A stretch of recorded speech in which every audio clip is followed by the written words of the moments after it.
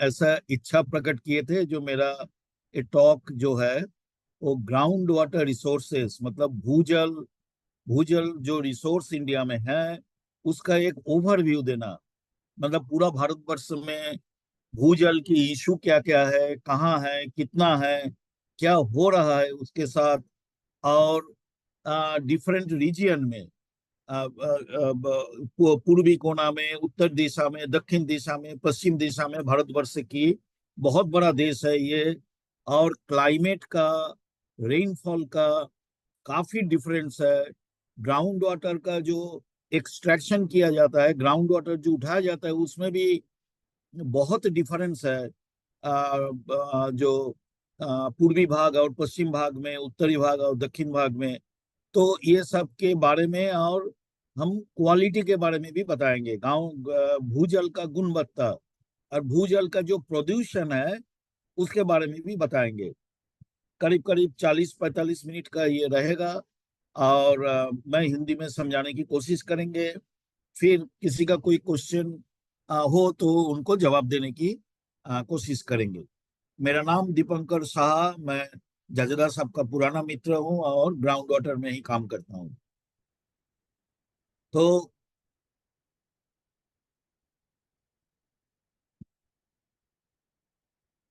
आपको ये मैं सोच रहा था, जो पूरा वर्ल्ड का भी थोड़ा बता दे। जो इंडिया बहुत ही महत्वपूर्ण है, जब आप ग्राउंड वाटर की या भूजल की बात करेंगे, बहुत ज्यादा महत्वपूर्ण है। क्योंकि भारतवर्ष जैसे इतना ज्यादा पानी, ग्राउंड वाटर, भूजल कोई उठाते नहीं। ये जो दिखाया जा रहा है, ये एक पूरा दुनिया में एक्वीफर, एक्वीफर मतलब जमीन के नीचे जिस जियोलॉजिकल फॉर्मेशन और जो जियोलॉजिकल रॉक्स है उसके अंदर जो पानी रहता है उसको एक्वीफर कहते हैं। मतलब जमीन के नीचे जो फॉर्मेशन में पानी रहता है, भूजल रहता है, उसको एक्वीफर कहा जाता है। वो हो सकता है 10 मीटर नीचे हो सकता है 50 मीटर नीचे हो सकता है 100 मीटर नीचे हो, ये भी हो सकता है बहुत जगह में हो 200, 300, 500 मीटर नीचे चला गया।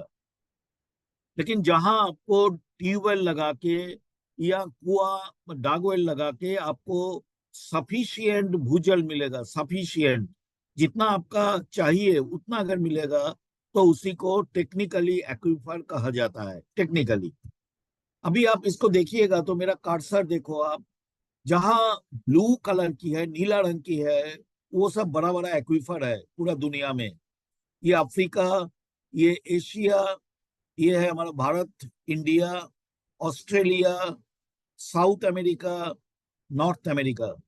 पूरा दुनिया में पानी उठाया जाता है, ग्राउंड वाटर बहुत बहुत मात्रा में उठाया जा रहा है। लेकिन इंडिया जो है भारतवर्ष से एकदम अनपैरेलल है ना। आप देखिए, अब रशिया में बहुत बड़ा बड़ा सब एक्वीफर है, ये ब्लू कलर का देखिए।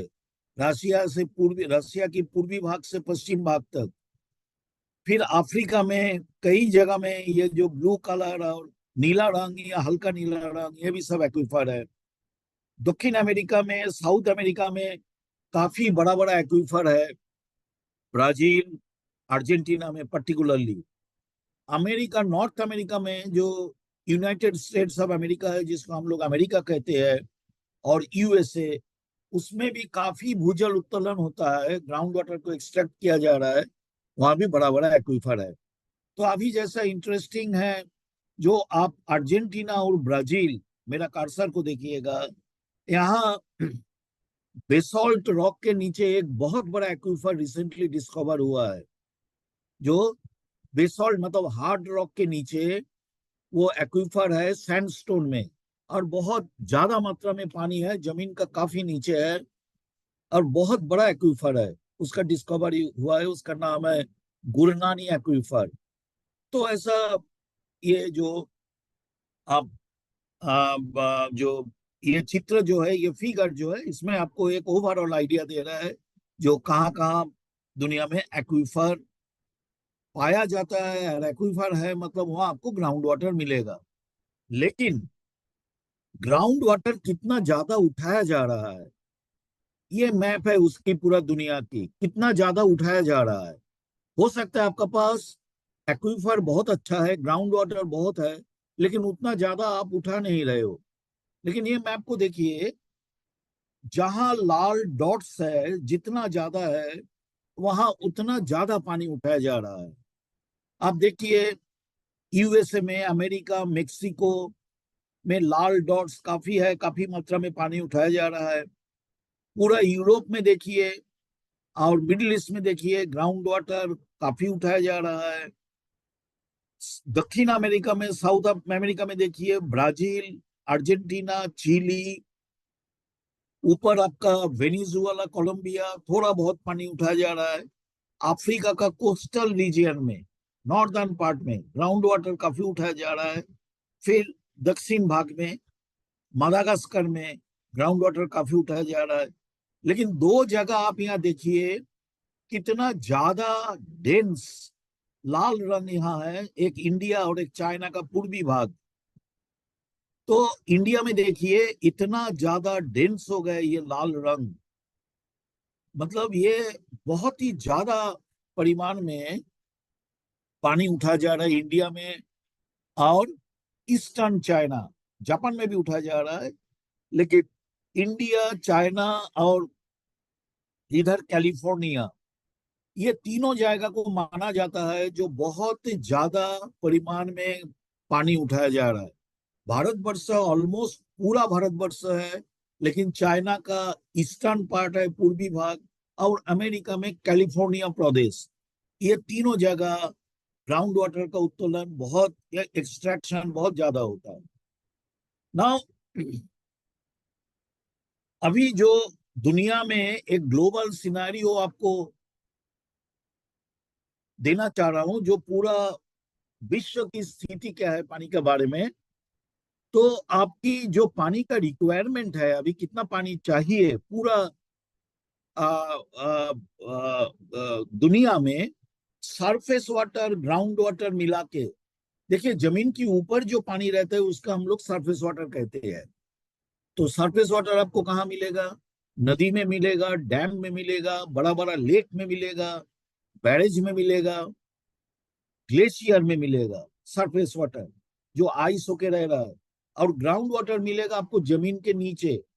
लेकिन जमीन के नीचे, इमीडिएट नीचे जो रहते हैं रूट जोन के अंदर, उसको हम ग्राउंड वाटर नहीं कहते हैं टेक्निकली, उसको हम कहते हैं सॉइल मॉइस्चर। जो एक पेड़ या पौधा, जिसको हम प्लांट कहते हैं, वो खींच लेते हैं। लेकिन जब पानी जमीन के अंदर घुसते हैं, धीरे धीरे धीरे धीरे नीचे जाते हैं, नीचे जाके जो वाटर टेबल है, वाटर टेबल का साथ जब मिलते हैं, तभी आप टेक्निकली हम लोग उसको ग्राउंड वाटर बोलते हैं। तो surface water and ground water, जमीन के ऊपर और जमीन के नीचे दोनों पानी हम लोग इस्तेमाल करते हैं। जैसा डैम बनाते हैं, बड़ा बड़ा डैम से पानी लेते हैं, ऐसा हमारा पास लाखों लाख ट्यूबवेल है, डिप ट्यूबवेल है, जिससे हम ग्राउंड वाटर को उठाते हैं। और हम एग्रीकल्चर के लिए, आई मीन इरिगेशन के लिए, सिंचाई के लिए, इंडस्ट्री के लिए, और ड्रिंकिंग वाटर के लिए हम लोग यूज करते हैं। तो अभी करीब करीब 4,500 बिलियन क्यूबिक मीटर पानी का जरूरत पड़ते हैं, जो 6,900 बिलियन क्यूबिक मीटर हो जाएगा 2035। तो 4,500 बिलियन क्यूबिक मीटर, ये बहुत ही ह्यूज वॉल्यूम है पानी की। ये कहाँ से आ रहा है? उसमें करीब करीब 3,500 बिलियन क्यूबिक मीटर आ रहा है सरफेस वाटर से, जो बड़ा बड़ा डैम है, बड़ा बड़ा नदी है, लेक है, उससे आ रहा है। और ग्राउंड वाटर से आ रहा है करीब 700 बिलियन क्यूबिक मीटर। ओके। लेकिन आप देखिए, जो 2035 में कह रहा है जो हमको 6,900 बिलियन क्यूबिक मीटर पानी चाहिए पूरा दुनिया में। तो आज है आपका 2024, सो 2024 से 2035 तक 2,700 बिलियन क्यूबिक मीटर हमको पानी और जरूरत है। इसको हमको जुगाड़ करना पड़ेगा, इसका अरेंजमेंट करना पड़ेगा। कहाँ से आएगा ये पानी? ये बहुत बड़ी मुसीबत है। ओके। अगर आप इंडिया का देखिएगा, जो इंडिया में हमारा जो दुनिया का फ्रेश वाटर है, फ्रेश वाटर की करीब करीब 4% इंडिया में है। जो फ्रेश वाटर मतलब जो पानी है, आप लोग को शायद बताया गया, जो उसका ज्यादातर पानी आपका सलाइन वाटर है जो समुद्र में रहते हैं। बहुत कम मात्रा में पानी है जो फ्रेश वाटर है, जिसको हम उपयोग कर सकते हैं सिंचाई के लिए, पीने के लिए, नहाने के लिए, इंडस्ट्रियल यूज के लिए। तो पूरा दुनिया में जो फ्रेश वाटर है उसका करीब 4% हमारा देश में है। लेकिन 18% पॉपुलेशन दुनिया की अभी इंडिया में है। आप लोग सब जानते हैं पॉपुलेशन में we are number 1 in the world now. और लेकिन पानी है 4%, 4% पानी है अभी। आप इसको देखोगे जो वाटर अवेलेबिलिटी, इंडियन सिनेरियो, ये तो ग्लोबल सिनेरियो बोला। अगर इंडिया का देखिएगा, पूरा पानी मतलब सरफेस वाटर, ग्राउंड वाटर मिला के, टोटल प्रेसिपिटेशन मतलब टोटल जो बारिश होता है इंडिया में, बारिश मतलब उसके अंदर स्नोफॉल भी है। आप लोग तो अभी गुजरात में हो, लेकिन आप हिमालय में चला जाओ तो जैसा ही विंटर आता है, मानसून सीजन में काफी मात्रा में स्नोफॉल होता है। और उस स्नोफॉल से बड़ा बड़ा ग्लेशियर बन गए वहां। तो स्नोफॉल और जो बारिश होता है, सब मिला के इंडिया में करीब करीब 4,000 बिलियन क्यूबिक मीटर होता है। 4,000 बिलियन क्यूबिक मीटर। लेकिन उस 4,000 बिलियन क्यूबिक मीटर से अगर आप देखोगे, यूटिलाइजेबल वाटर मतलब जो पानी को हम इस्तेमाल कर सकते हैं, जो पानी हमारा हाथ में है, वो है करीब करीब 1,137 बिलियन क्यूबिक मीटर। अब मान लो करीब करीब 1,100 बिलियन क्यूबिक मीटर। 60% जो टोटल प्रेसिपिटेशन होता है उसकी, सॉरी, 60% नहीं है, उससे कम है। टोटल प्रेसिपिटेशन होता है 4,000 बिलियन क्यूबिक मीटर। लेकिन हमारा हाथ में जो पानी है जिसको हम इस्तेमाल कर सकते हैं, वो करीब करीब 1,130 बिलियन क्यूबिक मीटर है। उसमें 690 billion cubic metre surface water है। करीब करीब 700 बिलियन क्यूबिक मीटर आप मान लो जो सरफेस वाटर है। और करीब करीब 450 billion cubic metre ground water है। तो आप देखिएगा इंडिया में ग्राउंड वाटर कम है, करीब 450 billion cubic metre. Surface water ज्यादा है, करीब करीब 700 बिलियन क्यूबिक मीटर। लेकिन आपको हम दिखाएंगे कैसे हम लोग ज्यादा से ज्यादा ग्राउंड वाटर को ऊपर डिपेंडेंट हो गए। आप हरियाणा, पंजाब लीजिए, गुजरात लीजिए, राजस्थान लीजिए, बिहार लीजिए, मध्य प्रदेश, छत्तीसगढ़, कर्नाटक, तमिलनाडु, कहीं भी जाइए, दिन प्रतिदिन हम लोग ग्राउंड वाटर को ऊपर ज्यादा डिपेंडेंट हो रहा है। जबकि सरफेस वाटर हमारा पास ज्यादा है। उसका बहुत सारा कारण है, वो आपको कभी बताएंगे। तो हमारा जो डिमांड है इंडिया में 2050 में, आप देखिए मेरा कर्सर, 1,180 बीसीएम हो जाएगा, बिलियन क्यूबिक मीटर। जबकि हमारा पास यूटिलाइजेबल है 1,137 बिलियन क्यूबिक मीटर। लेकिन हमको चाहिए 1,180 बिलियन क्यूबिक मीटर। अब पूरा भारतवर्ष को लेके मैं ये हिसाब दे रहा हूं। तो पानी का शॉर्टेज आप देखिए आएगा ही। अभी आइए ग्राउंड वाटर में।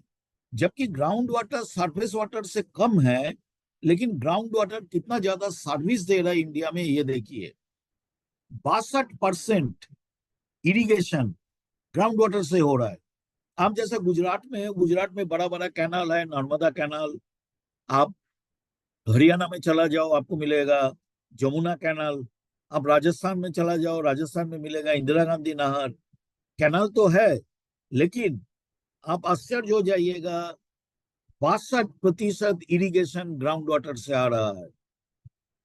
हमारा जो लेटेस्ट हिसाब है उस हिसाब से करीब करीब 24 मिलियन, मतलब 2,40,00,000 ट्यूबवेल है जो चल रहा है इरिगेशन के लिए। तो ट्यूबवेल आपको दिखाई नहीं देता, छोटा सा एक पाइप रहता है जमीन के ऊपर जिसके अंदर मोटर लगा हुआ रहता है। कभी कभी उसके ऊपर छोटा सा एक घर भी बना दिया जाता है। लेकिन ये देखिए कितना बड़ा सर्विस दे रहा है पूरा इंडिया को। 62% इरिगेशन नीड ग्राउंड वाटर से आ रहा है। 85% रूरल ड्रिंकिंग वाटर नीड, मतलब जो रूरल एरिया है, जो ग्रामीण क्षेत्र है, उसका 85% ग्राउंड वाटर से आते हैं। अभी जो सरकार जल जीवन मिशन शुरू किया, वो जल जीवन मिशन ग्राउंड वाटर के ऊपर बहुत ज्यादा डिपेंड कर रहा है। तो जल जीवन मिशन जैसा काम बढ़ रहा है, आगे जा रहा है, रूरल वाटर सप्लाई का डिपेंडेंस ग्राउंड वाटर के ऊपर बढ़ रहा है। तो ये 85 से 90% हो गया अभी। और अर्बन वाटर नीड, मतलब जो शहरी क्षेत्र है उसका पूरा भारतवर्ष में मिला के करीब करीब 50% urban water need ground water से आ रहा है। ये आप देखिएगा, जैसा आप मुंबई में जाइएगा तो आपको लगेगा सब पानी तो डैम से आ रहा है, बड़ा बड़ा पाइपलाइन से आ रहा है, इतना बड़ा शहर है। लेकिन आप पटना चला जाइए, करीब 35-40 लाख की शहर है अभी, एक एक बूंद पानी ग्राउंड वाटर से आ रहा है। बड़ा बड़ा ट्यूबवेल लगा के जमीन के नीचे से पानी उठा रहा है और पाइप सिस्टम में डाल रहा है, पूरा शहर का सप्लाई ग्राउंड वाटर से हो रहा है। तो आप पूरा भारतवर्ष को देखिएगा तो शहरी क्षेत्र जो अर्बन एरिया है उसका 50% वाटर ग्राउंड वाटर से आ रहा है। जबकि इंडिया में सरफेस वाटर काफी ज्यादा है ग्राउंड वाटर से, करीब करीब 700 billion cubic metre surface water है, जबकि करीब 450 billion cubic metre ground water है। अभी ये जो ग्राउंड पानी का जो डिमांड है, वाटर डिमांड, ये रैपिडली बढ़ रहा है इंडिया में, क्योंकि पॉपुलेशन बढ़ रहा है, हमारा इंडस्ट्रियलाइजेशन बढ़ रहा है, खेती बाड़ी बढ़ रहा है, सिंचाई बढ़ रहा है। तो इसके कारण पानी का डिमांड भी बढ़ रहा है। और पॉपुलेशन एक तो बढ़ रहा है, उसके साथ साथ लाइफस्टाइल चेंज हो रहा है। अभी आप बड़ा बड़ा शहर में जाइए, दिल्ली, मुंबई, हैदराबाद, बेंगलोर, बहुत सारे अपार्टमेंट में आपको बाथ टब मिलेगा। एक बाथ टब में कम से कम आपको 150-200 लीटर पानी चाहिए। तो लाइफस्टाइल जैसा चेंज हो रहा है, लोगों का इनकम बढ़ रहा है, उसके साथ साथ पानी का खपत भी बढ़ रहा है। तो आप देखिए 2010 में पानी का डिमांड था करीब 710 बिलियन क्यूबिक मीटर। ये ग्राफ से दिखाया गया, अब देखो 2010, ये 2025 883, 2050 में हमारा हो जाएगा 1180 बिलियन क्यूबिक मीटर पानी हमको चाहिए। लेकिन हमारा पास है 1140, 1140 करीब भी बिलियन क्यूबिक मीटर पानी है, लेकिन चाहिए 1180। और ये जो डिमांड बढ़ रहा है इसको आप देखिएगा, मेजर डिमांड आ रहा है इरिगेशन से। ये इरिगेशन ब्लू कलर की है, जो करीब करीब 70% डिमांड पानी की आपको इरिगेशन के पास जाते हैं। सरफेस वाटर ग्राउंड वाटर मिला के, सरफेस वाटर ग्राउंड वाटर मिला के 70% पानी जो है वो हमारा सिंचाई में जा रहे हैं। तो लोग सोचते हैं जो पीने के लिए बहुत पानी इस्तेमाल होता है डोमेस्टिक यूज के लिए, इंडस्ट्री के लिए, ऐसा है नहीं। लेकिन आप अगर ग्राउंड वाटर देखिएगा, ग्राउंड वाटर जितना उठाया जा रहा है अभी इंडिया में, करीब करीब 240 billion cubic metre ground water उठाया जा रहा है, उसका 90%, 90% पानी जा रहा है इरिगेशन में। तो सरफेस वाटर ग्राउंड वाटर को जब आप मिला दोगे तो करीब करीब 70% पानी पानी जा रहा है इरिगेशन में। लेकिन खाली आप ग्राउंड वाटर देखोगे तो जितना ग्राउंड वाटर पूरा इंडिया में उठाया जा रहा है उसका 90 भाग पानी जा रहा है इरिगेशन में। और ये बहुत बड़ा चैलेंज है। आप ये फोटो, ये जो ग्राफ है आप देखिए बाएं साइड में, global leader in ground water extraction, मतलब हम अगर ग्राउंड वाटर उठाते हैं, ऐसा मेजर कंट्रीज को लिया जाते हैं, तो कौन कौन कंट्री कैसा हो रहा है। अब देखिए इसमें इंडिया है, USA, China, Pakistan, Iran, Mexico, Saudi Arabia, Russia और फ्रांस, इसको दिखाया गया। 1950 से 2010 तक आपको पानी का ग्राउंड वाटर एक्सट्रैक्शन कैसे बढ़ा हर 10 साल में, 1950, 60, 70, 80, 90, 100, 2010।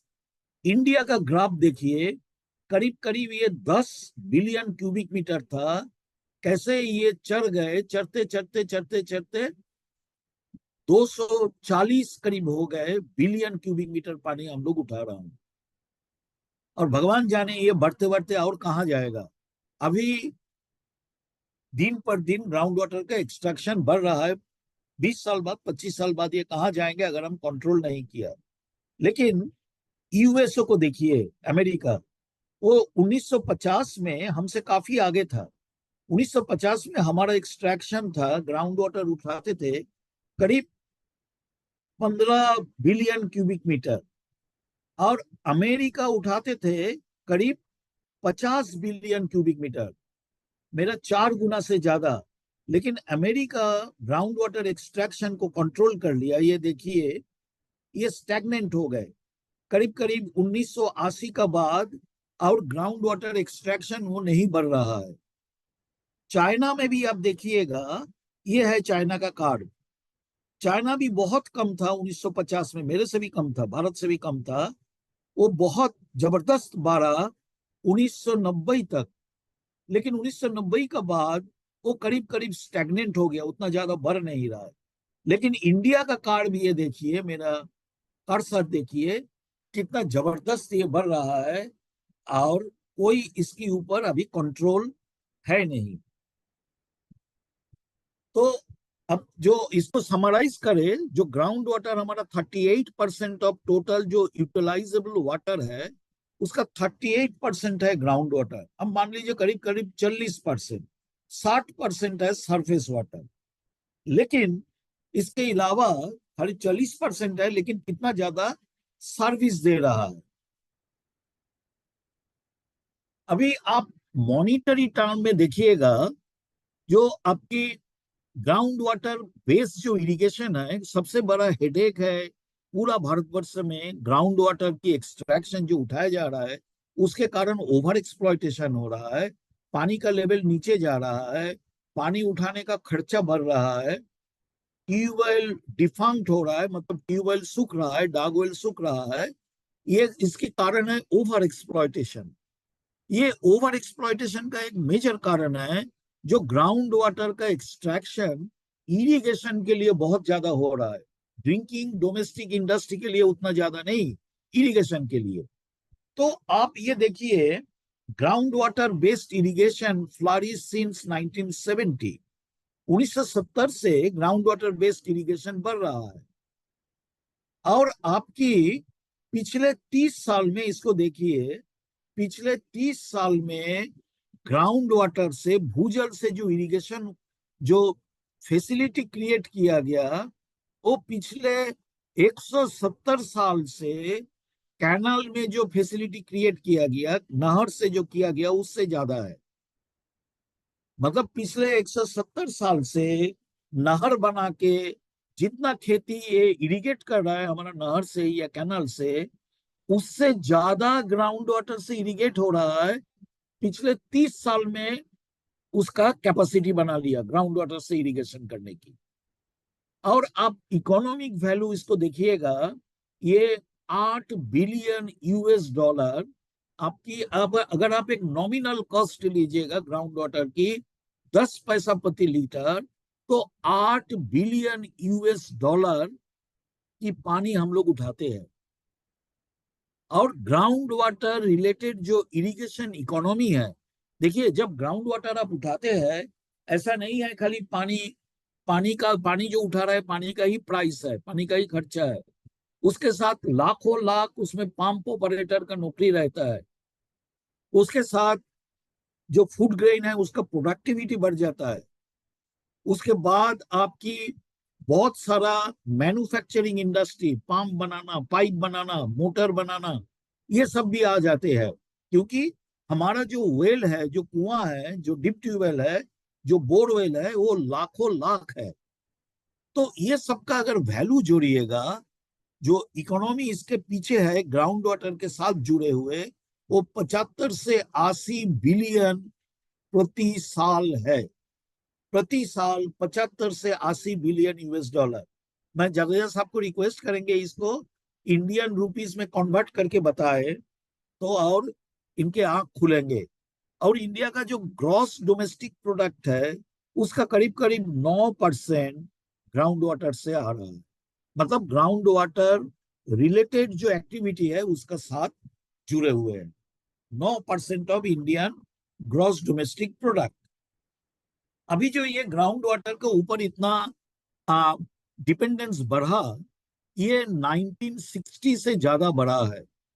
मतलब ग्राउंड वाटर के ऊपर, भूजल के ऊपर जो हमारा सिंचाई इतना ज्यादा डिपेंडेंट हो गए, उसका कारण है ग्रीन रेवोल्यूशन।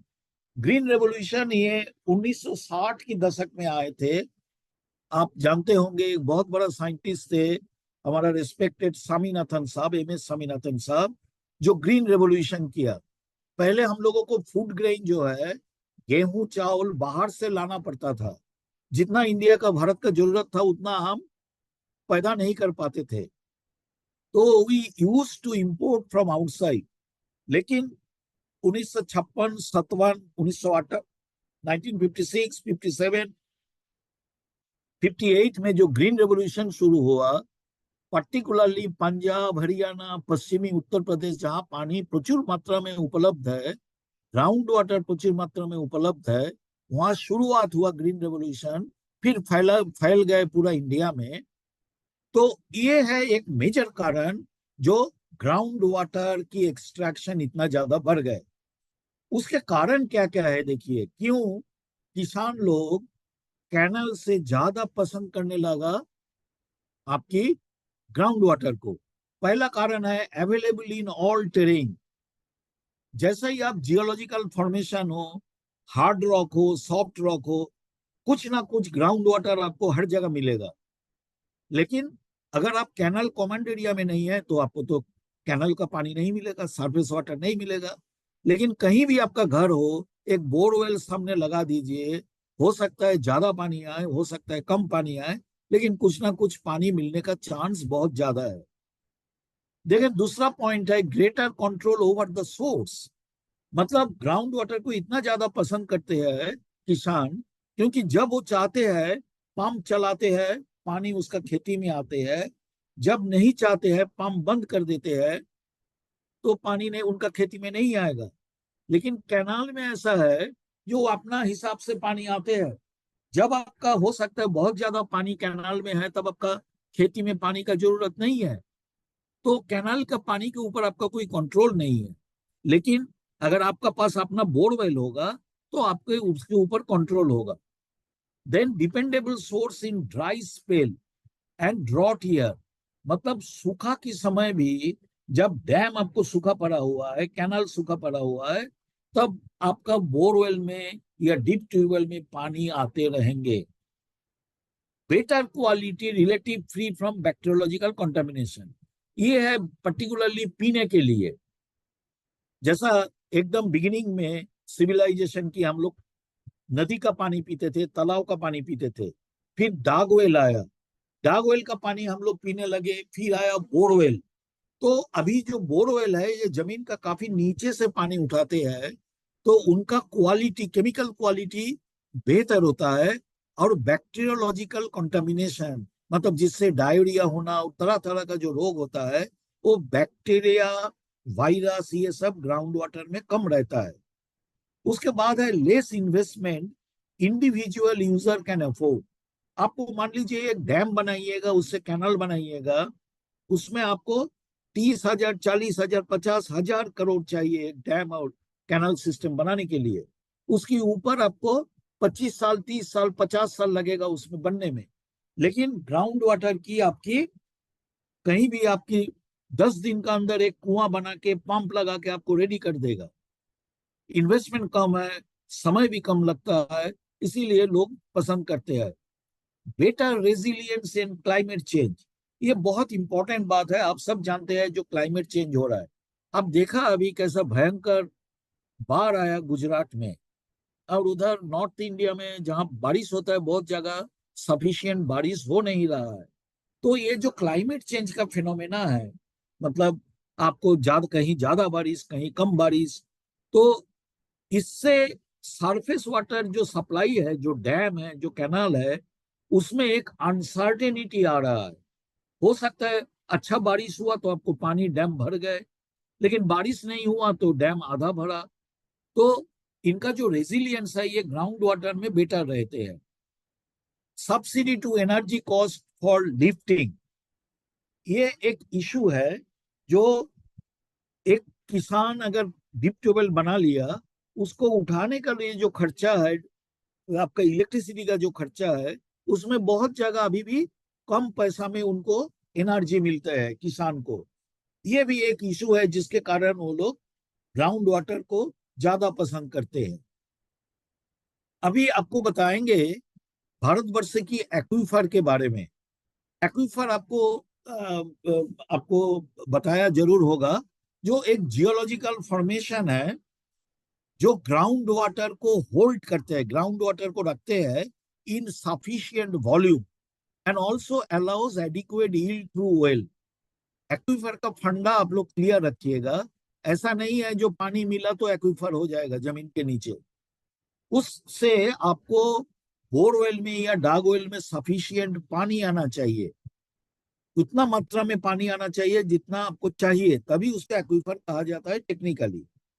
अभी एक भारतवर्ष में जो जो एक्वीफर है, ये एक्वीफर डिफरेंट जियोलॉजिकल रॉक, जो डिफरेंट रॉक टाइप है उसके साथ लिंक्ड है, उसके साथ जुड़ा हुआ है। क्यों? क्योंकि भूजल कितना मात्रा में मिलेगा, ग्राउंड वाटर कितना मात्रा में मिलेगा, ऐसा उसका क्वालिटी होगा। कितना यील्ड आपको ट्यूबवेल में आएगा, ऐसा कितना जमीन के नीचे पानी का लेवल मिलेगा, ऐसा बहुत सारा चीज रॉक टाइप के ऊपर, ये जियोलॉजी के ऊपर डिपेंड करते हैं। सो जियोलॉजी का साथ बहुत क्लोज लिंक है। इसीलिए ग्राउंड वाटर को जो साइंस है उसके कहा जाता है हाइड्रोजियोलॉजी। हाइड्रो मीन्स पानी, जियोलॉजी मीन्स भूविद्या, अर्थ साइंस। तो जैसा अब इसीलिए जियोलॉजी का बारे में भी आपका थोड़ा सा अच्छा जानकारी होना चाहिए जब आप ग्राउंड वाटर के इन्वेस्टिगेशन करोगे या प्रोफेशनल बनोगे। तो इंडिया में वैरायटी ऑफ रॉक टाइप है। ये देखिए भारतवर्ष की मानचित्र है, बहुत टाइप की रॉक है। तो ये सेंट्रल ग्राउंड वाटर बोर्ड पूरा भारतवर्ष का rock type geological survey of India से लिया, और जियोलॉजिकल सर्वे ऑफ इंडिया के साथ मिलके एक बहुत बड़ा प्रोजेक्ट का तहत ये एक्वीफर मैप बनाया। तो हमारा कंट्री में 42 मेजर एक्वीफर सिस्टम है। जैसा आपका एलुवियम है, बेसॉल्ट है, हार्ड रॉक है डिफरेंट टाइप की। हम उसके डिटेल में नहीं जा रहा हूं, लेकिन जैसा जैसा डिफरेंट टाइप का रॉक है उस हिसाब से ये दिखा गया जो 42 मेजर एक्वीफर सिस्टम है इंडिया में। लेकिन 42 मेजर एक्वीफर सिस्टम जो है उसको समझने में थोड़ा सा दिक्कत होता है, जो सब्जेक्ट का नहीं है। इसीलिए उसको सिंप्लीफाई कर दिया गया, सहज किया गया। तो 14 प्रिंसिपल एक्वीफर सिस्टम है इंडिया में। 42 को नंबर को कम करके कुछ कुछ को मिला दिया गया। जो नजदीकी या रॉक टाइप था, एक्वीफर टाइप था, उसको मिला के 14 प्रिंसिपल एक्वीफर सिस्टम इंडिया को बनाया, और ये इनका मैप है। तो इसके बारे में हम थोड़ा बताएंगे कौन कौन 14 प्रिंसिपल एक्वीफर सिस्टम इंडिया में है। ये बहुत इंपॉर्टेंट है। Number 1, alluvium. एलुवियम मतलब जो नदी का किनारे मिलेगा और नदी से डिपॉजिट हुआ है, तो इसके कारण वो सॉफ्ट होता है। मतलब उसमें रिवर्स रोटरी या रोटरी रिग से आपका ड्रिलिंग हो जाएगा। जैसा बालू आप देखते हैं, जब बालू को हाथ में उठा सकते हैं, तो एक्वीफर वही बालू से ही बना हुआ है। तो ये पूरा देखिए नॉर्थ इंडिया, पूरा वेस्ट बंगाल, कोस्टल उड़ीसा, ये सब एलुवियम है। गंगा, ब्रह्मपुत्र, कोसी, गंडक, आपका इंदास, जमुना, ये सब की नदी से डिपॉजिट होके ये गंगा ब्रह्मपुत्र एलुवियम बना, इंडस। ठीक है, ये पंजाब, हरियाणा, उत्तर प्रदेश, बिहार, असम, वेस्ट बंगाल, उड़ीसा का कोस्टल एरिया, ये सब महानदी, बड़ा बड़ा नदी जो आया जहां बे ऑफ बंगाल से मिला, वहां आपकी कोस्टल एलुवियम मिलेगा। फिर तमिलनाडु में मिलेगा, आंध्रा में मिलेगा, फिर तमिलनाडु में मिलेगा। बे ऑफ बंगाल के किनारे किनारे। और एक एलुवियम का पार्ट है एओलियन डिपॉजिट, मतलब डेजर्ट एरिया में जो आप सैंड ड्यून देखते हैं वो भी लूज सैंड है, उसको भी एलुवियम का साथ रखा गया, क्योंकि वहां भी आप डायरेक्ट रोटरी या रिवर्स रोटरी से ड्रिल कर सकते हो। सॉफ्ट रॉक है। ओके। सो ये एलुवियम ये करीब करीब इंडिया की जो जियोग्राफिकल एरिया है उसका 30% एरिया ये एलुवियम बनाया। और ये एलुवियम बहुत अच्छा एक्वीफर बनाते हैं। मतलब आपको 100 मीटर क्यूब, 150, 200 मीटर क्यूब प्रति घंटा आपको यील्ड मिल जाएगा। उसके बाद बेसॉल्ट। बेसॉल्ट एक हार्ड रॉक है जिससे आपकी रेल लाइन के नीचे जो रॉक्स रहता है वो बनाया जाता है। 17% एरिया है बेसॉल्ट की। आप देखिए ये ग्रीन कलर, ये कहाँ है? मेनली महाराष्ट्र, उत्तरी Karnataka, northern Karnataka, Madhya Pradesh, Chhattisgarh, large part of Gujarat. आप जहां बैठे हुए हैं गुजरात में, कच्छ में, वहां भी बेसॉल्ट फ्लो है। तो बेसॉल्ट हार्ड रॉक है, वहां आपको डीटीएच रिग चाहिए और ड्रिल करने के लिए, और कभी कभी बेसॉल्ट में अच्छा पानी मिल जाता है। तो करीब 17% एरिया आप ये बेसॉल्ट रखा है। उसके बाद सेमी कंसोलिडेटेड एक्वीफर, ये 8% है। सेमी कंसोलिडेटेड एक्वीफर मतलब जहां आप अभी बैठे हुए हैं कच्छ में, भूज सैंडस्टोन जो एक्वीफर है उसको सेमी कंसोलिडेटेड सैंडस्टोन हम लोग मानते हैं। मतलब वो पूरा हार्ड रॉक नहीं है और पूरा एलुवियम और सॉफ्ट रॉक भी नहीं है, बीच की है। तो सेमी कंसोलिडेटेड एक्वीफर में आप डायरेक्ट या रिवर्स रोटरी से आप ड्रिल कर सकते हो, वहां डीटीएच मशीन नहीं चाहिए। और पानी का लेवल अगर ठीक ठाक है तो आपको अच्छा खासा पानी मिल भी जाता है। तो ये करीब 8% एरिया है। और different suits of hard rock, मतलब जो बेसॉल्ट को छोड़ के बाकी देखिए 70% एरिया आपका हार्ड रॉक में है, मतलब चट्टान सॉलिड रॉक में है। उस सॉलिड रॉक में से मेजर है बेसॉल्ट, ये ग्रीन कलर की। लेकिन बेसॉल्ट छोड़ के बहुत टाइप की आपका रॉक होता है। मान लीजिए जो हार्ड रॉक है, मान लीजिए उसमें सैंडस्टोन आता है, उसमें शेल आता है, उसमें लाइमस्टोन आता है, उसमें ग्रेनाइट आता है, उसमें सीस्ट आता है, क्वार्ट्जाइट आता है, चार्नोकाइट आता है, खंडालाइट आता है, बैंडेड नाइसिक कॉम्प्लेक्स, नाइस एक रॉक होता है, इंट्रूसिव। तो इसकी थोड़ा सा कॉम्प्लेक्स है, इसमें आप मत जाइए। लेकिन ये सब में अगर आप ड्रिलिंग करना चाहते हैं तो आपको डीटीएच रिग का इस्तेमाल करना पड़ेगा। और आपको डिस्चार्ज आएगा 10 मीटर क्यूब प्रति घंटा, 20 मीटर क्यूब प्रति घंटा। हो सकता है आपका ड्रिलिंग फेल हो जाए, क्योंकि ये सब हार्ड रॉक में आपको फ्रैक्चर में पानी रहता है, जॉइंट में पानी रहता है। तो आपका जो बोरवेल है, ये ट्यूबवेल है, उसमें अगर फ्रैक्चर आए तो आपको पानी मिलेगा, जॉइंट आया तो पानी मिलेगा, नहीं तो पानी आपको नहीं मिलेगा। लेकिन सॉफ्ट रॉक मतलब एलुवियम डिपॉजिट्स जो है, ये जो एक्वीफर है नॉर्दर्न पार्ट ऑफ इंडिया में, वेस्टर्न पार्ट ऑफ इंडिया में, यहाँ आपकी कहीं भी ड्रिलिंग करिए आपको पानी मिल जाएगा। क्योंकि वो जो सैंड लेयर है वो पूरा स्प्रेड होके रखा जमीन के नीचे। कहीं भी ड्रिलिंग करिए आपको पानी मिलेगा, और अच्छा खासा पानी मिलेगा। तो ये हुआ आपका 14 प्रिंसिपल एक्वीफर सिस्टम। इसको समराइज करें तो 30% आपका एलुवियम है जो सॉफ्ट रॉक है, जिसमें पानी अच्छा खासा मिलता है। और 70% एरिया है हार्ड रॉक, जिसमें आपको डीटीएच रिग से बोरिंग करना पड़ता है, जहां ग्राउंड वाटर का प्रॉब्लम बहुत ज्यादा है, क्योंकि वहां भी ग्राउंड वाटर चाहिए आपको। पूरा central India, southern India hard rock के अंडर में आते हैं। और आपकी हार्ड रॉक में बेसॉल्ट है सबसे ज्यादा एरिया, जो महाराष्ट्र, मध्य प्रदेश, गुजरात, छत्तीसगढ़ में फैला हुआ है, ये ग्रीन कलर की। नाउ ये आपको बताएंगे जो प्री मानसून, मतलब वाटर लेवल का साथ रेनफॉल का क्या रिलेशन है। क्योंकि ग्राउंड वाटर के इंडिया में जो रिचार्ज होता है, ये रिचार्ज मेनली रेनफॉल से होता है।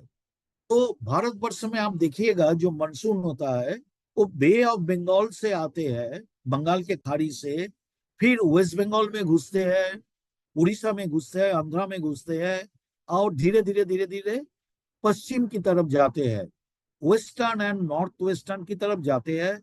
और दूसरा मानसून डिवाइड होके नॉर्थ ईस्ट इंडिया में जाता है, आसाम, मेघालय, बांग्लादेश के ऊपर जाते हैं। तो बहुत ज्यादा बारिश होता है वेस्ट बंगाल, बांग्लादेश, मेघालय, आसाम। जैसा जैसा आप पश्चिम की तरफ जा रहे हो बारिश कम हो रहा है। तो बारिश कम होने के मतलब वहां ग्राउंड वाटर में रिचार्ज भी कम होगा। अगर आप पानी उठाते रहो, रिचार्ज कम हो रहा है, तो वाटर लेवल भी नीचे जाएगा, ओवर एक्सप्लॉयटेशन आएगा।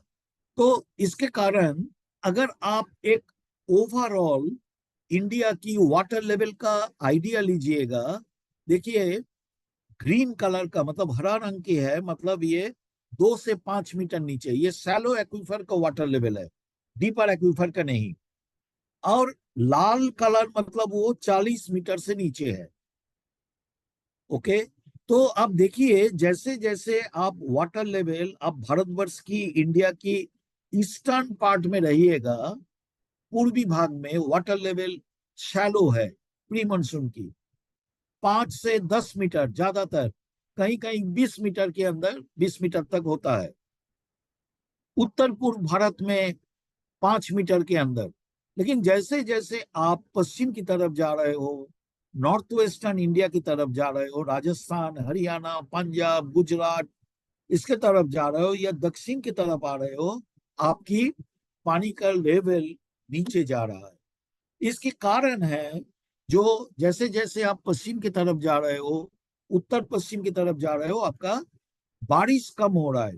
ये रेनफॉल का आप देखिएगा आइसोपैक मैप, जो ईस्टर्न पार्ट में 1500-1600 मिलीमीटर बारिश होता है, लेकिन अब राजस्थान में 200 मिलीमीटर बारिश होता है।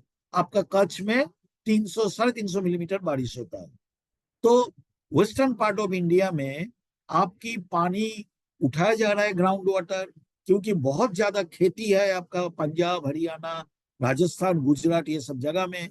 लेकिन बारिश कम है, रिचार्ज कम होता है, तो वाटर लेवल नीचे जा रहा है। ये एक ओवरऑल वाटर लेवल का पिक्चर है पूरा भारतवर्ष की। अभी आपकी अनप्लैन्ड और reckless extraction of ground water जो इंडिया में बहुत जगह हो रहा है, जो आपका जितना रिचार्ज है उससे ज्यादा आप उठा रहे हो। आप बिलीव नहीं करोगे, जैसा आप चला जाओ कुरुक्षेत्र जिला, हरियाणा में, कुरुक्षेत्र जिला में मान लीजिए रिचार्ज होता है 100, तो उठाया जा रहा है 400। मतलब रिचार्ज की 4 गुना पानी उठाया जा रहा है। तो इसको हम लोग कहते हैं ओवर एक्सप्लॉयटेशन। ये सब ओवर एक्सप्लॉयटेशन के कारण क्या क्या होता है? एक होता है decline of water level, more cost of lifting water. पानी का नीचे लेवल बहुत नीचे चला जाता है। इसका एकदम जिंदा एग्जाम्पल है आपका कच्छ एरिया, जहां पहले पानी का लेवल काफी ऊपर था, लेकिन ओवर एक्सप्लॉयटेशन के कारण वाटर लेवल बहुत तेजी से नीचे भाग गए और अभी काफी डीप में वाटर लेवल है। Then drawing up of entire aquifer, पूरा से पूरा एक्वीफर ड्राई हो जाता है, जैसा राजस्थान में देखा गया। हो सकता है एक एक्वीफर करीब 200 मीटर या 600 फीट, ठीक है, पूरा पानी से भरा हुआ था पहले, अभी वाटर लेवल नीचे जाते जाते जाते जाते पूरा एक्वीफर ही सूख गए। फिर होता है डिविंडलिंग यील्ड ऑफ वेल, मतलब आपकी जो कुआं है, उस कुआं से मान लीजिए पहले 20 मीटर क्यूब पर आवर पानी आ रहा था, घंटा में 20 मीटर क्यूब, वो घट के 4 मीटर क्यूब हो गया, 2 मीटर क्यूब हो गया। तो ये ओवर एक्सप्लॉयटेशन के कारण हो रहा है। River flow reduces adverse effect on wetland, मतलब आपकी गंगा को छोड़ के और कोसी, हिमालय से जो नदी आया उसको छोड़ के बाकी जितना नदी है, इंक्लूडिंग नर्मदा, गोदावरी, कृष्णा, कावेरी, सब नदी वर्षा के बाद जो पानी उसमें फ्लो करता है सब ग्राउंड वाटर है। लेकिन अगर आपका ग्राउंड वाटर को ओवर एक्सप्लॉयटेशन हो जाएगा तो ग्राउंड वाटर से नदी में पानी नहीं आएगा तो नदी सूख जाएगा। नदी सूख जाएगा तो बड़ा बड़ा जो वेटलैंड है, मतलब तालाब है, वो तालाब भी सूख जाते हैं। बहुत ज्यादा नेचुरल वेटलैंड आपको गुजरात, हरियाणा, पंजाब, राजस्थान में नहीं मिलेगा। लेकिन आप बिहार में आइए, यूपी में आइए, बंगाल में देखिए, असम में देखिए, बहुत वेटलैंड है जो ग्राउंड वाटर के ऊपर डिपेंड करते हैं। तो वाटर लेवल जब नीचे चला जाता है, ये सब वेटलैंड सूख जाते हैं, तो बायोडाइवर्सिटी का ऊपर काफी इम्पैक्ट होता है। Then sea level increase in the coastal area, मतलब तमिलनाडु में जाइए, आंध्रा में जाइए, इतना ज्यादा पानी उठा रहा है समुद्र के किनारे, फ्रेश वाटर, मीठा पानी इतना ज्यादा उठा जा रहा है।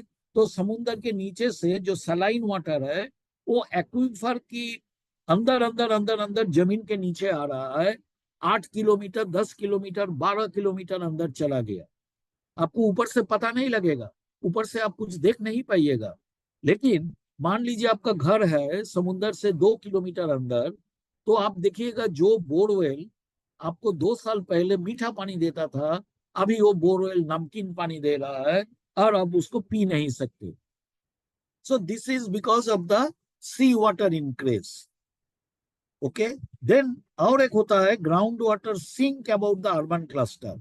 आप बहुत ज्यादा पानी उठाओगे तो अर्बन एरिया है, पर्टिकुलरली जैसा बड़ा बड़ा शहर है, इतना ज्यादा डीप ट्यूबवेल उसमें लगा दिया, इतना ज्यादा ग्राउंड वाटर उससे उठा रहा है, पानी का लेवल तो नीचे जा ही रहा है, लेकिन उसके साथ साथ जमीन भी धस रहा है, जमीन भी नीचे जा रहा है। उसको हम लोग कहते हैं लैंड सब्सिडेंस। ये इनका बहुत एग्जाम्पल है। सबसे बड़ा एग्जाम्पल है Bangkok, Mexico city, even Calcutta में आपको दिखाई देगा। अभी रिसेंट एक पब्लिकेशन आया जिसमें यह दिखाया दिया, जो दिल्ली में भी ग्राउंड वाटर उठाने के कारण जमीन धस रहा है, लैंड सब्सिडेंस हो रहा है। और इसके अलावा जब आप बहुत ज्यादा पानी उठाते हो तो ग्राउंड वाटर और भूजल प्रदूषित भी होता है। इसके बारे में अभी भी कुछ कुछ रिसर्चर जो है उससे डिफर करते हैं, मतलब वो एक मानते नहीं इसको, लेकिन ज्यादातर लोग ये मानते हैं जो ओवर एक्सप्लॉइटेशन के कारण आपका फ्लोराइड बढ़ रहा है, आपका आर्सेनिक बढ़ रहा है, आपका सैलिनिटी बढ़ रहा है और आयरन बढ़ रहा है, पर्टिकुलरली ये ओवर एक्सप्लॉइटेशन के कारण हो रहा है। लेकिन भारतवर्ष में देखिएगा तो ऐसा खाली नहीं है जो हर जगह आपका ओवर एक्सप्लॉइटेशन हो रहा है। ऐसा भी जगह है, जैसा नॉर्थ बिहार में जाइए, नॉर्थ असम में जाइए, वहां आपका under utilisation of ground water resource, मतलब ग्राउंड वाटर भरा पड़ा हुआ है लेकिन उसको उठाया नहीं जा रहा है। मतलब जमीन के नीचे 2 हाथ खोदिए, आपको पानी मिल जाएगा, भरपूर ग्राउंड वाटर मिल जाएगा। तो आपका ग्राउंड वाटर यूज कर सकते हैं, लेकिन करते नहीं। ये भी होता है। जो भी हो, ओवर एक्सप्लॉइटेशन के कारण जो पहले बता रहे थे। और एक होता है जो स्प्रिंग, लाखों लाख स्प्रिंग है हमारा हिमालय में और नॉर्थ ईस्टर्न स्टेट्स में। आपका कश्मीर, जम्मू, लद्दाख, हिमाचल, उत्तराखंड, सिक्किम, दार्जिलिंग, अरुणाचल, नागालैंड, मिजोरम, मणिपुर, मेघालय, ये सब जगह स्प्रिंग या झरना जिसको कहते हैं, बहुत ज्यादा लोग डिपेंडेंट है। और ये स्प्रिंग चलता है ग्राउंड वाटर से। तो जैसा जैसा पहाड़ में भी आजकल हैंडपंप लगा जा रहा है, बोरवेल लगा जा रहा है, धुआंधार पानी उठा जा रहा है, तो वाटर, ग्राउंड वाटर खत्म होते जा रहा है। और ये स्प्रिंग जो मीठा पानी देते हैं, प्योर विशुद्ध पानी देते हैं, उसके ऊपर इम्पैक्ट होता है। ओके। और एक है जो आपका वाटर लॉगिंग और सॉइल सैलिनिटी प्रॉब्लम। ये है आपका राजस्थान में, हरियाणा में, पश्चिम उत्तर प्रदेश में, यह बहुत ज्यादा जगह में है इंडिया का किनारे किनारे, जहां कैनाल से इरिगेशन हो रहा है। तो ओवर, मतलब ज्यादा इरिगेशन के कारण water level, ground water level ऊपर आ रहा है। उसके कारण सैलिनिटी बढ़ रहा है वाटर, ग्राउंड वाटर की, और जमीन का भी सैलिनिटी बढ़ रहा है।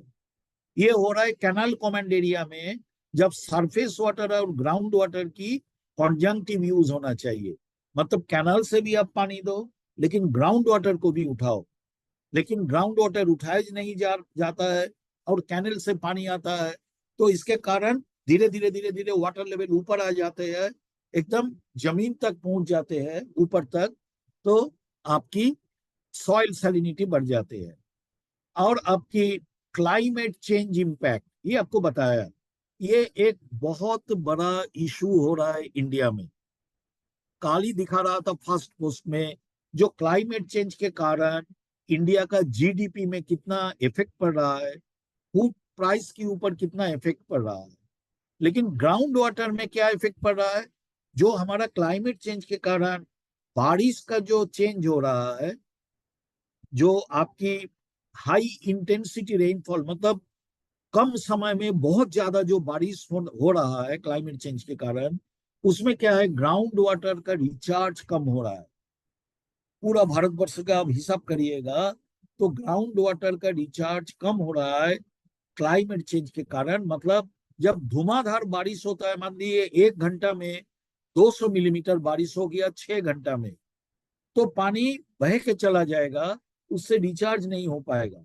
लेकिन वही 200 मिलीमीटर पानी बारिश अगर 10 दिन में होता थोड़ा थोड़ा करके, तो रिचार्ज बहुत अच्छा होता। तो ये है क्लाइमेट चेंज का इम्पैक्ट, जो जिसके कारण रिचार्ज आपका कम हो रहा है ग्राउंड वाटर में। ये आपकी दुनिया का 3 जगह है जहां सबसे ज्यादा ग्राउंड वाटर उठाया जाता है। ये पूरा दुनिया इसको मानते हैं। एक है नॉर्दर्न चाइना प्रोविंस, आपको दिखाया चाइना का ईस्टर्न और नॉर्दर्न पार्ट में। कैलिफोर्निया सेंट्रल वैली, वो यूएसए में है। लेकिन सबसे ज्यादा है north western part of India, adjoining Pakistan. ये अब रेड कलर को मेरा कर्सर देखिएगा, ये है वो जगह। Punjab, Haryana, northern part of Rajasthan और पाकिस्तान को लेके ये एरिया बहुत ज्यादा पानी उठाया जा रहा है। और उसका एक हिसाब लीजिएगा, जो 2013 में वर्कआउट किया था चेन एटॉल, मतलब हर साल करीब करीब 20 किलोमीटर क्यूब पानी का, ग्राउंड वाटर का नेट लॉस हो रहा है। मतलब ओवर एक्सप्लॉइटेशन के कारण जो रिचार्ज नहीं होगा, कभी रिचार्ज नहीं होगा, उसकी वॉल्यूम है 20 बिलियन क्यूबिक मीटर। ये पंजाब, हरियाणा और राजस्थान से 20 billion cubic metre ground water हर साल परमानेंटली हमारा खत्म हो रहा है। परमानेंटली, वो कभी नहीं रिचार्ज होगा। तो ये एक आपकी गुजरात की एक एग्जाम्पल, ये हम लोग काम किए थे, और ground water for sustainable development में पब्लिश भी हुआ था। ये एल्सेवियर का हाई इम्पैक्ट फैक्टर जर्नल है। तो भूज एक्वीफर की हम लोग एक हिसाब किताब किए थे। जो कच्छ का जो भूज एक्वीफर है, उसमें रिचार्ज कितना है और कितना पानी उठाया जाता है। आप देख के आश्चर्य होइएगा, जो भूज एक्वीफर में आपको रिचार्ज होता है 103 MCM, million cubic metre. 103 million cubic metre recharge होता है, जबकि उठाया जाता है 1060, 1058 मिलियन क्यूबिक मीटर उठाया जाता है। तो इतना ज्यादा रिचार्ज है, रिचार्ज का 10 गुना पानी उठाया जाता है, 10 गुना। तो वाटर लेवल नीचे तो जाएगा ही। तो उसमें से जो 1058 मिलियन क्यूबिक मीटर पानी उठाए जाते हैं, उसमें डोमेस्टिक के लिए 153, और इरिगेशन के लिए देखिए 841। सब मेन है आपका इरिगेशन। और इंडस्ट्री के लिए 103.61 मिलियन क्यूबिक मीटर पानी उठाया जाता है। तो आप देखिए कितना भयंकर ओवर एक्सप्लॉइटेशन वहां है। और कच्छ ऐसा एक जगह है, ये भूज एक्वीफर जो है, ये एक मेजर सोर्स है मीठा पानी की। बाकी आप जानते हैं, जो चारों तरफ उसके सलाइन वाटर, सरफेस वाटर हो, ग्राउंड वाटर हो, भी मतलब 17-18 साल में स्थिति क्या है ये दिखा के मैं खत्म करता हूँ। ये एक मैप है जो भारतवर्ष की, जहां जहां आप ओवर एक्सप्लॉइटेशन है, मतलब रिचार्ज से ज्यादा पानी उठा रहे हो, वो दिखा रहा है। जो लाल एरिया है, रेड कलर का जो एरिया है, ये एरिया में आप जितना रिचार्ज हो रहा है उससे ज्यादा पानी उठा रहा है। तो रिचार्ज मान लीजिए 100 हो रहा है, तो आप 102 उठाया, वो भी ओवर एक्सप्लॉइटेशन है, क्योंकि रिचार्ज 100, आप 102 उठाए। लेकिन ऐसा हो रहा है, जो रिचार्ज है आपका 100, लेकिन आप उठा रहे हो 300, 400, 200। मतलब आपका इनकम है 10,000 रुपया फैमिली की, आप खर्चा कर रहे हो 30,000 रुपया। आप 10,000 रुपया सैलरी है, 12,000 रुपया खर्चा कर रहे हो, वो भी ओवर एक्सप्लॉइटेशन हुआ। लेकिन 10,000 रुपया इनकम है और 30,000 रुपया खर्चा किया, वो भी ओवर एक्सप्लॉइटेशन हुआ। तो ये रेड कलर जहां है वो ओवर एक्सप्लॉइटेड एरिया है। अब देखिए 2009 से जितनी ब्लॉक है इंडिया में, ब्लॉक कहिए, तालुका कहिए, तमिलनाडु में फिरका कहते हैं, करीब करीब 5 से 6 हजार ब्लॉक हर बार होता है। उसका हर ब्लॉक का इंडिविजुअल रिसोर्स असेसमेंट किया जाता है। मतलब साल में कितना रिचार्ज हुआ, मानसून में कितना हुआ, नॉन मानसून में कितना हुआ, कितना पानी आप खेती के लिए उठाया, कितना पानी ड्रिंकिंग के लिए उठाया, कितना पानी इंडस्ट्री के लिए उठाया। और आप जितना पानी उठा रहे हो वो रिचार्ज से अगर ज्यादा है तो लाल रंग पड़ जाएगा।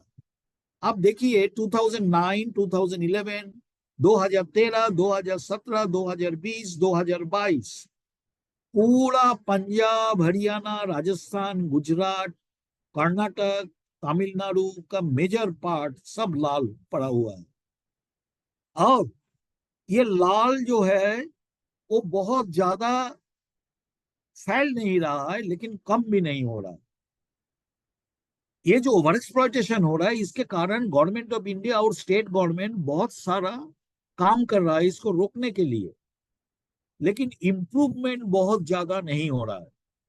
अब देखिए, जितना लाल था उतना ही रह गए, लगभग थोड़ा सा बढ़ गए। लेकिन जैसा गवर्नमेंट ऑफ इंडिया या स्टेट गवर्नमेंट बहुत ज्यादा काम कर रहा है ओवर एक्सप्लॉइटेशन को कम करने के लिए, मनरेगा में जो खर्चा होता है उसका एक मेजर पार्ट जाता है वाटर कंजर्वेशन में। आर्टिफिशियल रिचार्ज की, रेन वाटर हार्वेस्टिंग की, सॉइल कंजर्वेशन, फॉरेस्ट डिपार्टमेंट, सब लगे हुए हैं जो ओवर एक्सप्लॉइटेशन को कम करो। अभी तो अटल भूजल योजना भी आ गए, लेकिन ये कम नहीं हो रहा है। इसके कारण हमारा जो ओवर एक्सप्लॉइटेशन इतना ज्यादा है, मतलब जब मैं बोला आप 10,000 इनकम है, आप 30,000 खर्चा कर रहे हो, तो 30 से कम करके वो 20 लाया, 15 लाया, फिर भी 10,000 से ज्यादा है। तो ओवर एक्सप्लॉइटेशन रहेगा ही। जैसा ही